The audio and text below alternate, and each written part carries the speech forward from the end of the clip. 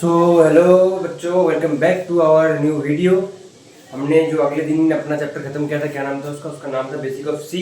सी language का जो basic जो सामान होता है हम लोग वो कंप्लीट किए थे कि सी का क्या क्या हमको जानना चाहिए। जो स्टार्टिंग में होता है बेसिक में क्या क्या जानना चाहिए वो हम बेसिक ऑफ सी में कंप्लीट किए थे। उसके बाद हम आएंगे वेरिएबल एंड कॉन्स्टेंट्स। क्या सी लैंग्वेज हम यूज़ करेंगे उसमें वेरिएबल्स होगा, कुछ कॉन्स्टेंट्स होगा। वेरिएबल मतलब क्या? वेरिएबल हो गया कि जैसे मान लो किसी किसी भी वैल्यू को हमको उसको एक वेरिएबल के जरिए उसको डिफाइन करना है कि इस वेरिएबल का वैल्यू ये है। वो हम आप तो जानेंगे कि क्या है वेरिएबल, वो बाद में पढ़ते पढ़ते आप तो जानेंगे। लेकिन अभी तक ये मान लीजिए कि सी में वेरिएबल यूज़ करना पड़ता है, किस लिए? एक वैल्यू को डिफाइन करने के लिए कि ये वेरिएबल का वैल्यू है ये। कांस्टेंट भी वैसे ही है। कांस्टेंट मतलब एक वेरिएबल का कुछ वैल्यू है जो कांस्टेंट है, ना कभी वो चेंज होगा ना कुछ होगा, वैल्यू जो है उसका कांस्टेंट है। तो ये हम लोग अभी पढ़ेंगे कि वेरिएबल्स एंड कांस्टेंट्स क्या है और क्यों हम यूज़ करते हैं, किस लिए यूज़ करते हैं, सी में ही क्यों यूज़ होता है। सी में तो नहीं, आप बोल सकते हैं कि सब लैंग्वेज में ये सब यूज़ होता है, वेरिएबल्स एंड कांस्टेंट्स। तो आज पढ़ेंगे, देखते रहिए और सीखते रहिए मेरे साथ। तो हम लोग जान रहे हैं कि अभी कंप्यूटर का जो प्रोग्राम का जो जो लैंग्वेज होता है वहाँ पे बहुत सारा डाटा यूज़ होता है, जिसको जो सब डाटा को हमको स्टोर करना पड़ता है कंप्यूटर लैंग्वेज में। हमको यूज़ करने के लिए इस डाटा से स्टोर करना पड़ता है। उसी स्टोर करने के लिए हमको कुछ वेरिएबल लिखना पड़ता है। इस वेरिएबल में एक मान लीजिए हम वेरिएबल ले लिए कि नेम। अब नेम में डाटा स्टोर करेंगे क्या क्या? अपना नाम हो गया आर्यन, फिर उसके बाद एक वेरिएबल लेंगे फादर नेम या फिर जो नाम होगा वो। तो इसका मतलब है कि जो डाटा है हमको स्टोर करना है वेरिएबल और कांस्टेंट में। तो एक इंट्रोडक्शन अगर हम बोले कि डेफिनेशन बोले, डेफिनेशन यही है, जो डाटा है स्टोर करने के लिए जो हमको चीज़ चाहिए वेरिएबल कॉन्स्टेंट्स, वहीं पे हम इसी में स्टोर करते हैं डाटा सबको। प्रोग्राम का डाटा सबको यहीं पे हम स्टोर करते हैं। ये हो गया अपना इंट्रोडक्शन। इसके बाद हम आएंगे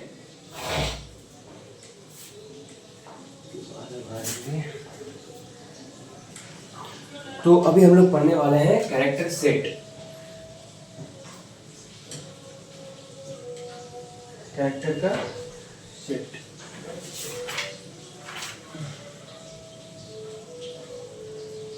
कैरेक्टर का सेट कि हम लोग सी लैंग्वेज का जो प्रोग्राम है वो बनाने के लिए क्या क्या कैरेक्टर यूज करने वाले हैं उसका एक सेट, जो कैरेक्टर सेट के बारे में हम पढ़ने वाले हैं।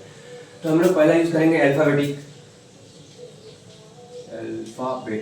वाला, जो आएगा हम लोग कहाँ से A to Z आएगा और एक स्मॉल A to Z आएगा, स्मॉल लेटर में। और उसके बाद आएगा हमारा न्यूमेरिक, जो आएगा कैसे, जो आएगा 0 to 9 हम यूज कर सकते हैं कैरेक्टर सेट में। इसके बाद आएगा कुछ स्पेशल कैरेक्टर्स। आप लोगों को पता है स्पेशल कैरेक्टर्स क्या है, फिर भी मैं एग्जांपल दे रहा हूँ जैसे आप लोगों को समझ में आ जाए कि स्पेशल कैरेक्टर्स बोलने में यहाँ क्या बताना चाह रहा है। जैसे मान लीजिए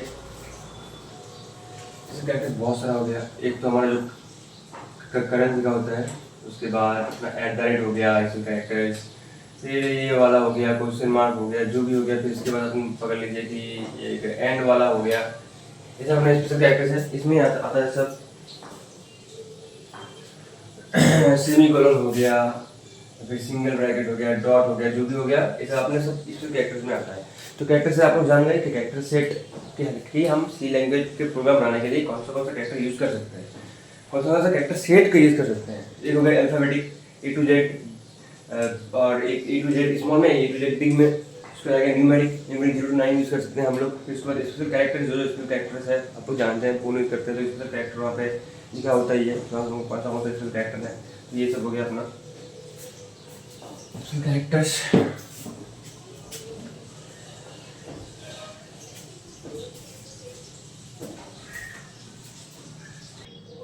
सो अभी हम पढ़ने वाले हैं आइडेंटिफायर्स एंड कीवर्ड्स के बारे में।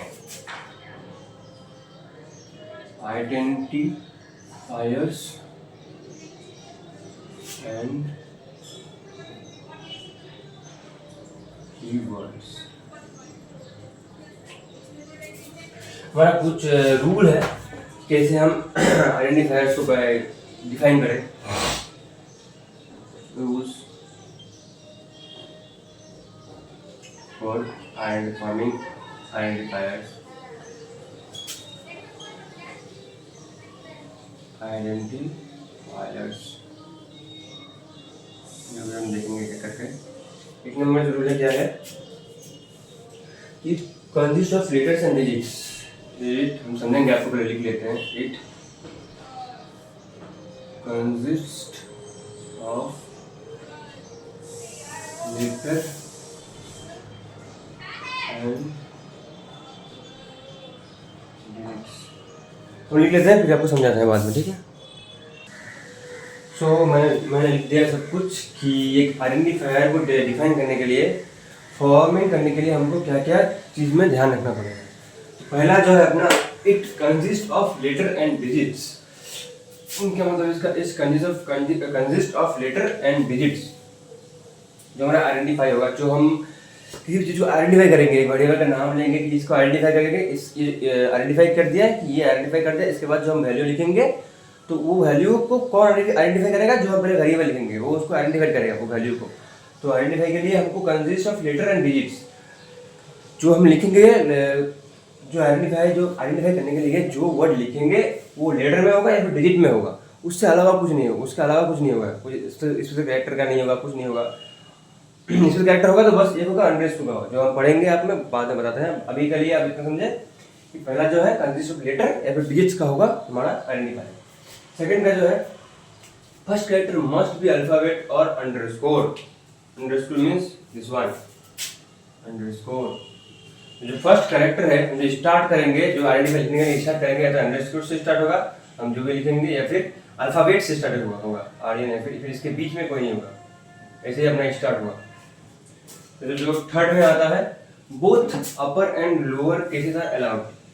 सो अल्फाबेट का जो लोअर एंड बिगर होता है, जो क्या होता है उसको अपर बोलता है। अपर हो गया ये वाला, ये और ये वाला, ये अपर एंड लोअर। तो दोनों आइडेंटिफाई का यूज करने के लिए अलाउ है आइडेंटिफायर में। चौथा आता है, expect the special character underscore. Underscore वाला स्पेशल कैरेक्टर छोड़ के हम कोई दूसरा सिंबल यूज नहीं कर सकते, बस अंडरस्कोर हम यूज कर सकते हैं, वो भी स्टार्टिंग के वक्त। कौन सा लिखा हुआ है? First character must be an alphabetic और अंडरस्कोर। अंडरस्कोर पहला कैरेक्टर होना ही चाहिए, वरना नहीं होगा। और स्पेशल कैरेक्टर बस वो अंडरस्कोर यूज हो सकता है, बाकी कोई भी सिंबल्स या फिर स्पेशल कैरेक्टर हम यूज नहीं कर सकते, बस अंडरस्कोर यूज कर सकते हैं। इतना तक हो गया।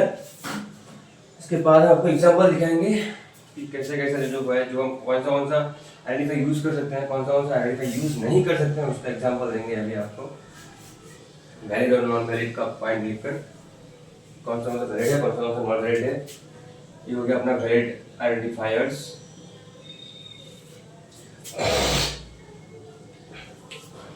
तो मान लीजिए एग्जाम्पल में हो गया ये वाला x, दूसरा हो गया अपना x 1 2 3, हम ये देखें x 1 2 3, ऐसे भी इसी तरह आइडेंटिफाई अपना।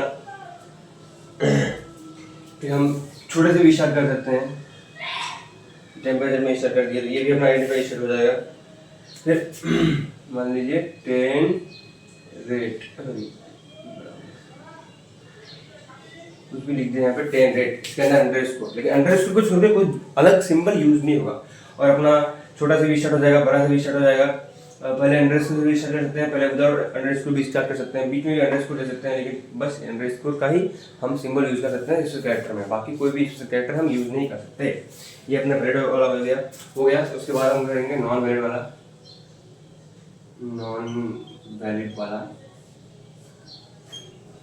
जो मान लीजिए हम यहाँ पे 1 2 3 लिख दिए, तो हमारा पहली जो दो नंबर वाला कंडीशन था आइडेंटिफायर के लिए कि हम स्टार्ट जब करेंगे आइडेंटिफायर कुछ भी कैरेक्टर लिखने के लिए, आइडेंटिफायर लिखने के लिए, तो हमारा पहला वाला जो कैरेक्टर होगा वो होगा या फिर अल्फाबेट होगा या फिर अंडरस्कोर होगा। लेकिन ये यहाँ पे क्या है, यहाँ पे नंबर है, नंबर ये वाला नॉन वैलिड हो गया, नहीं हो सकता नंबर मान लीजिए। फिर हम दूसरा ले लीजिए कि ये वाला x बिग x, लेकिन इसके पहले क्या है, डबल कॉमा है, डबल कॉमा से क्लोज किया हुआ है, जो कि हम यूज नहीं कर सकते, क्योंकि हमारा बस दो ही का यूज किया हुआ जा सकता है पहले कैरेक्टर में, एक तो कैरेक्टर अल्फाबेट या फिर क्या बोलते हैं अपना अंडरस्कोर, यहाँ पे दोनों ही नहीं है। उसके बाद भी हम कुछ एग्जांपल ले लेते हैं।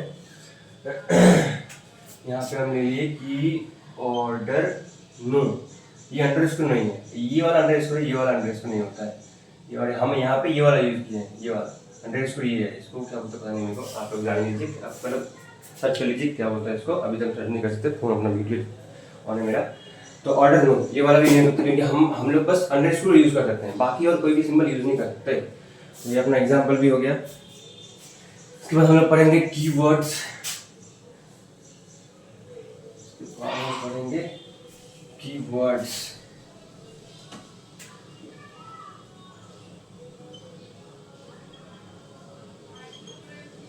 Keywords.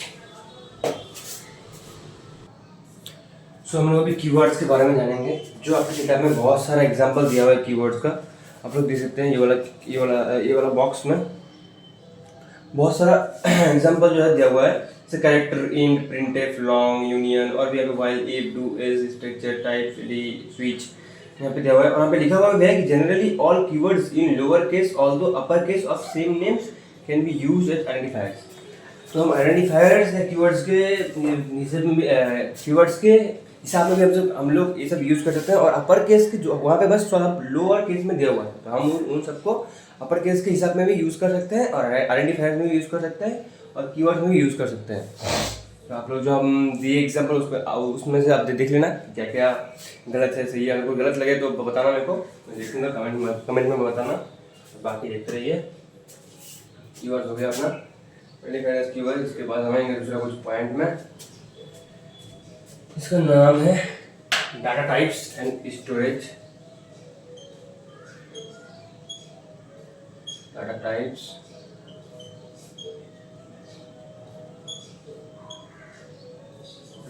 And storage.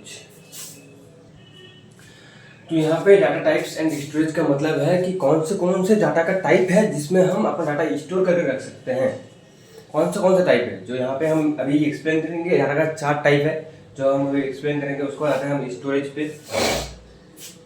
Data type जो है उसको हम लोगों को स्टोरेज करके रखना पड़ेगा। टाइप में जितने टाइप होगा डाटा, जैसे हम बोलेंगे 4 टाइप है, उस 4 टाइप में हमको डाटा को स्टोरेज करके रखना पड़ेगा। स्टोरेज के लिए हमको उसका बाइट जानना पड़ेगा कि कितना बाइट का है, इसका कितना किलो बाइट का है, कि मतलब उसका स्टोरेज जानना पड़ेगा, तभी तो हम कर सकेंगे कि कौन से टाइप में कौन सा वाला हमारा वैल्यू जो है स्टोरेज करके रहेगा। क्योंकि किसी वैल्यू का ज़्यादा स्टोरेज होता है, किसी का कम होता है, तो वैसे हम स्टोरेज के हिसाब से देख के जिस वैल्यू का जहाँ पे रहने का जो इस स्पेसिफिक स्टोरेज होगा वहीं पे उस वैल्यू को हम डालेंगे। तो इस हम देखेंगे कि डाटा टाइप कितने हैं, 4 है, और किस टाइप में कितना स्टोरेज है, तो हम डाल देंगे वैल्यू को। देखिए 4 डाटा टाइप। सो हम लोग लिख दिए पूरा यहाँ पे कितने डाटा टाइप्स है। डाटा टाइप से हमने बोला कि 4 है।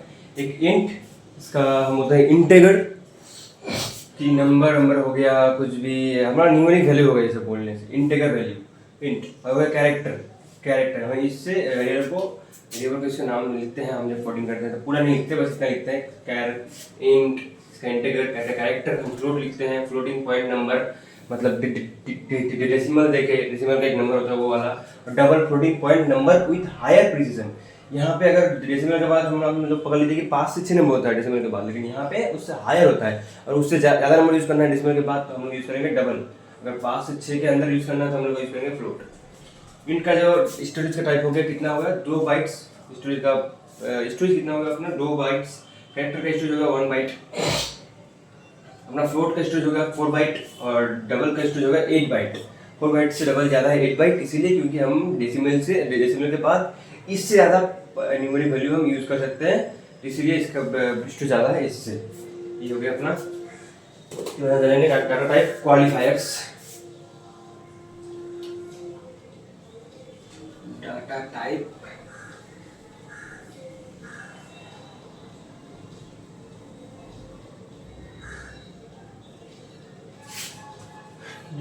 क्वालिफायर्स।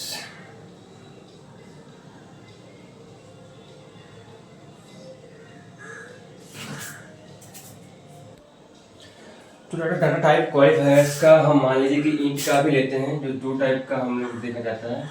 ये हो गया, एक हो गया कि शॉर्ट इंट, ये अपना ए शॉर्ट इंट, अपना अगर ए लॉन्ग इंट।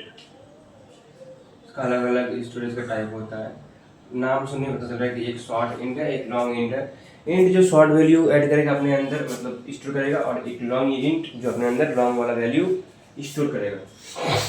तो अपना हो गया शॉर्ट वैल्यू का बाइट जो है कितना हो गया 2 बाइट्स, और अपना जो लॉन्ग इंट का बाइट हो गया 4 बाइट्स। इसका हम रेंज भी देख रहे हैं, उससे हमें रेंज भी दिया हुआ है कि -3 to 7, -3 to 7, 6 to 3 to 767। और इसका जो रेंज हो गया अपना कितना, इसका बहुत बड़ा होगा, -214748, -214748, 3648, 2 कितना हो गया अपना 2147, 2147.3, 2147.3, 647। ये अपना हो गया range. 2 int short int long int. Short int में स्टोरेज 2 बाइट्स का होगा और लॉन्ग इंट में 4 बाइट्स का। शॉर्ट इंट का जो रेंज होगा अपना वो थोड़ा कम होगा, -3 to 768, 3 to 768, 676। और जो अपना लॉन्ग इंट का रेंज होगा वो थोड़ा ज़्यादा होगा, डबल होगा उससे, क्योंकि बाइट डबल है तो डबल तो नहीं, बहुत ज़्यादा होगा। 214748 648 और 214748 647, ये अपना रेंज हो गया। ये भी अपना हो गया मेरा टाइप। के बाद हम जानेंगे कि वेरिएबल्स, अब आएंगे मेन पॉइंट में अपना, वेरिएबल्स पॉइंट में जो तब से हम बात कर रहे थे वेरिएबल एंड कांस्टेंट्स, क्या क्या वेरिएबल हम यूज़ कर सकते हैं, कैसे कैसे वेरिएबल होते हैं, सब कुछ।